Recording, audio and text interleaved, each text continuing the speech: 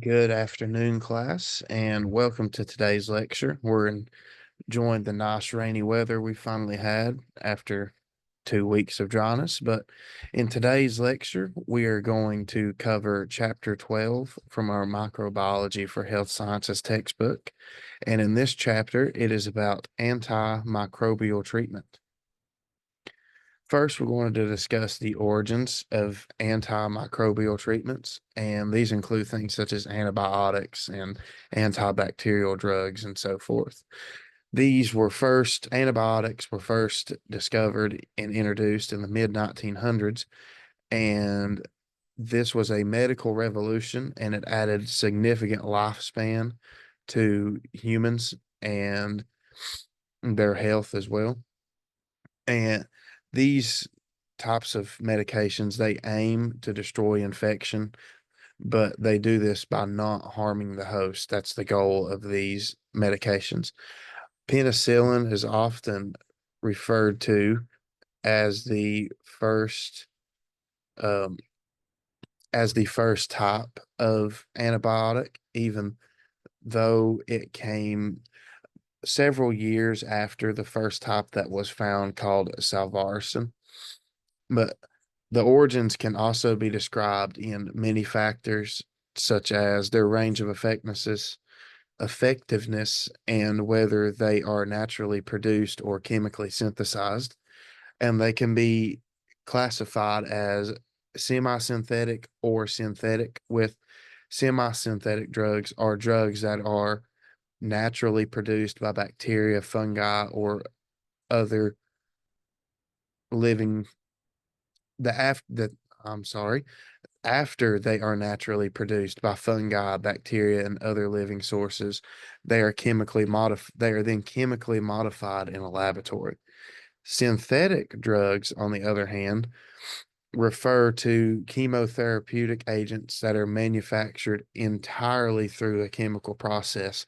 So these types of drugs are made in a lab specifically. All right, let's move on. Next is the drug testing. Now, before any type of drug, such as antibiotics or other such, becomes into the market, it has to be tested. It's essential for these to be tested because it helps determine what agents of these antimicrobials are most effective. Not all of these infectious agents require testing from antimicrobial sensitivity, because some bacteria are reliably susceptible to antibiotics, such as group A, streptococci, and penicillin. In these cases, susceptibility testing is not really necessary.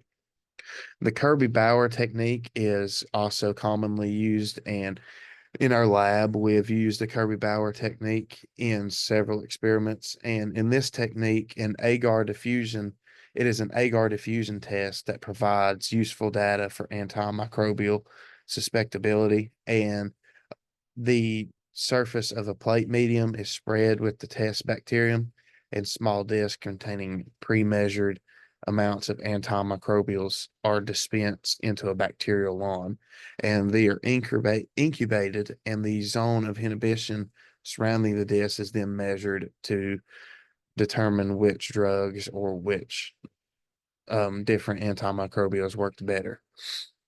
The MIC is also used, and it stands for the minimum inhibitory concentration, and it's the smallest concentration needed for a drug to visibly control a microbe. And a MIC is useful in determining the smallest effective dosage of a drug. So, let's move on. Next, we're going to discuss the toxicity and allergic responses of different types of drugs. Most drugs that adversely affect organs have a certain type of toxicity, and they can affect the livers, the kidneys, the gastrointestinal tract, the cardiovascular systems, nervous systems, and so forth. And these all have their own specific names, but we won't cover them today. Skin is usually a frequent target for the toxic effects of drugs and allergies, and a great example of this is photodermitis, and this is just a type of inflammation of the skin.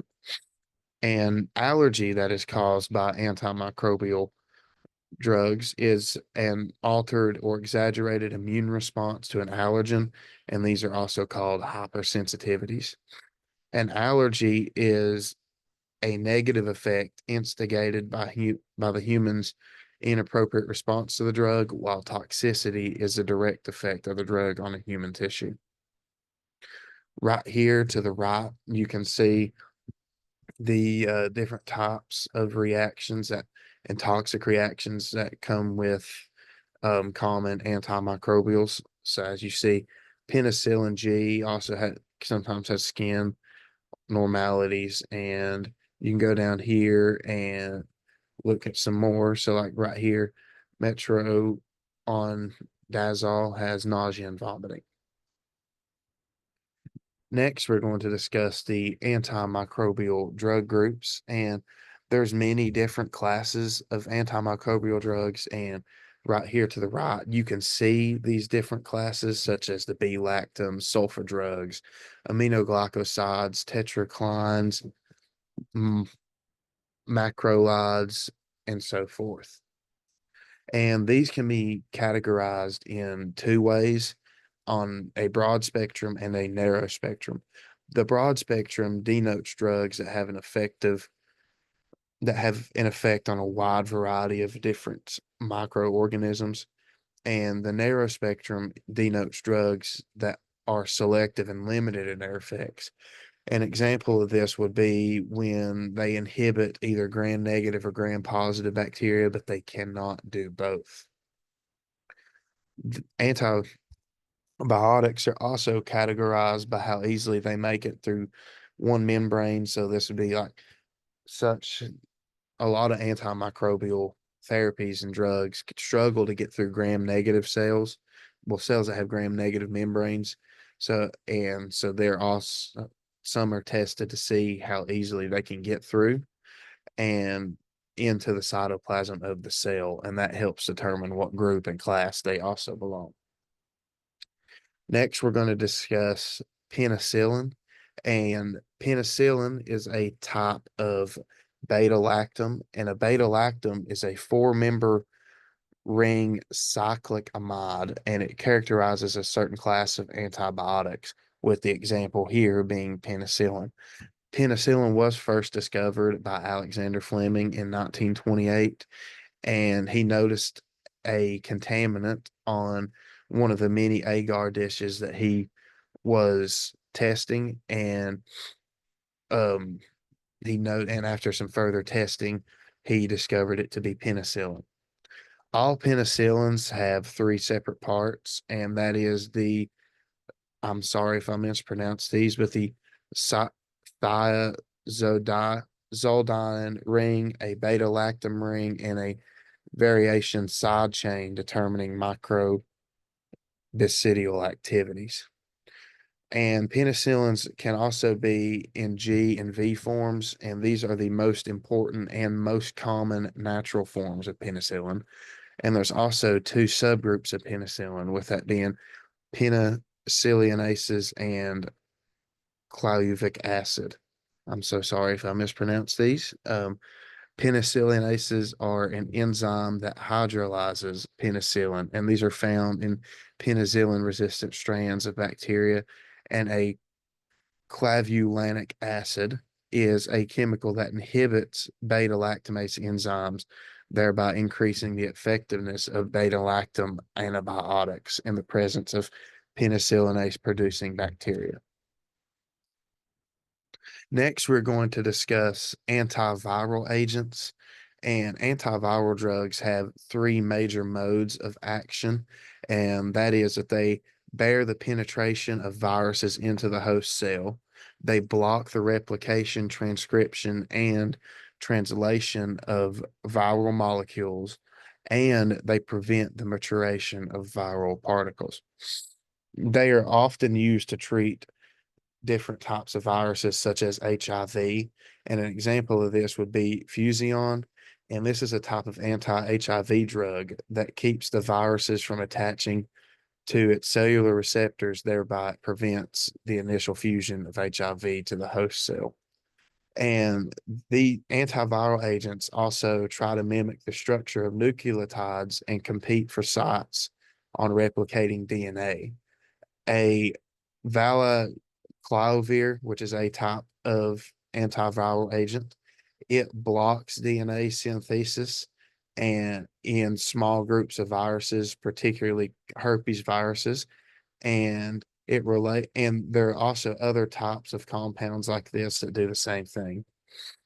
And there is another type of antiviral agent, which is it it's an alternative to an artificial drug, and it's really human based. It's called an interferon, and it is a glycoprotein produced by fibroblast and leukocytes in response to various immune stimuli.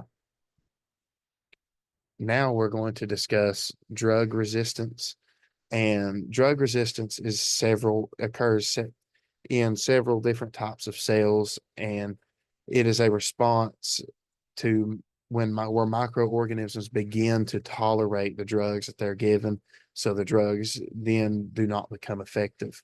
These can be classified as intrinsic, and the bacteria become resistant to drugs after two factors, such as spontaneous mutations and critical chromosomal agents, as well as the accusation of entirely new genes, which which sets off or different sets of genes through horizontal transfer from another species. And there's a type of drug resistance called the resistance factors.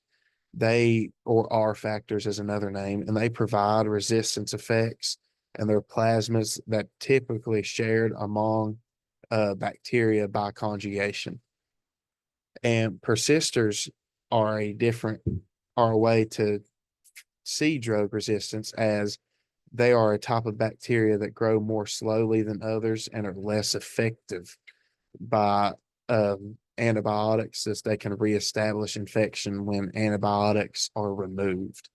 And some microbes can inactivate drugs by producing enzymes that permanently alter the drug structure itself. And to the right here, this is a mechanism of drug resistance from figure 213 in our textbook. And we'll just go through the first step here. And as you can see, the new enzymes are synthesized, which inactivate the drug. And this occurs when new genes from drugs and other viruses are acquired. Next, we're going to discuss urgent problems that come with antibiotic resistance. And this is because antibiotics, they are in danger of becoming not real, in a sense, not really useful, because so many cells are getting used to treatment by antibiotics that's becoming resistant. And the effectiveness of antibiotics is declining very rapidly. And this can lead to a era where we are post antibiotics, which most infections will then become untreatable, thus having to cause researchers to create new antibiotics that can help stop these infections.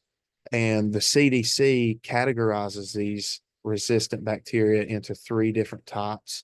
And this would be urgent threats, serious threats, and concerning threats. If we go to the right here, we can see the different types of these threats. And you can see if they're gram positive or gram negative, and or others, which helps makes them resistant to these different types of antimicrobial therapies. And lastly, we're going to discuss the new approaches to antimicrobial therapy. And there's been several different approaches that have been studied, such as trying to find different ways to not use antibiotics or to use antibiotics. And this comes through things such as nanomaterials, antisense RNAs, and CRISPRs, as well as different types of antimicrobial therapies. First, we're going to discuss nanomaterials, and these are things such as graphene oxide or a particulate gold particles, and these cause damage to bacterial cells without the need of antibiotics. And there's antisense RNAs as well, and these are a form of small RNAs that can be designed to enter a microbe and become bound to its DNA or RNA, thus shutting down the expression of critical genes, which can lead to cell death in a very targeted way. And this would become very useful to stopping infections. And CRISPR is a new type of antimicrobial technology, and it is just now starting to begin to be tested. And this targets chromosomal and virulence genes and pathogens, and they eliminate those sequences inside these microbes, thus stopping the spread of infections and viruses. And there's also antibiotics that are being researched that are targeting gram negative and gram gram negative membranes, and these are the types of antibiotics that are the closest to being released in development, and these would be most useful to the medical field as of right now. Well, thank you all for joining today's lecture. I hope you all have a wonderful week and a wonderful weekend, and happy 4th of July this week. And